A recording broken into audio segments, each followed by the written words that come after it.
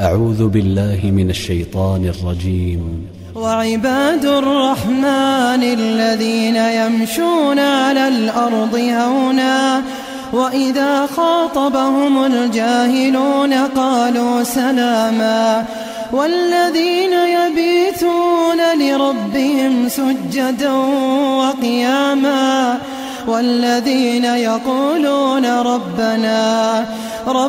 اصرف عنا عذاب جهنم إن عذابها كان غراما إنها ساءت مستقرا ومقاما والذين إذا أنفقوا لم يسرفوا ولم يقتروا وكان بين ذلك قواما والذين لا يدعون مع الله إلها آخر ولا يقتلون النفس التي حرم الله إلا بالحق ولا يزنون ومن يفعل ذلك يلقى أثاما يضاعف له العذاب يوم القيامة ويخلد فيه مهانا إلا من تاب وآمن وعمل عملا صالحا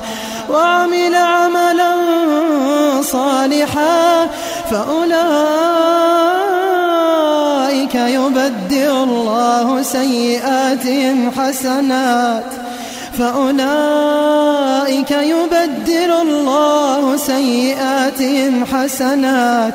وكان الله غفورا رحيما ومن تاب وعمل صالحا فإنه يتوب إلى الله متابا والذين لا يشهدون الزور وإذا مروا باللغو مروا كراما والذين إذا ذكروا بآيات ربهم لم يخروا عليها صما وعميانا والذين يقولون ربنا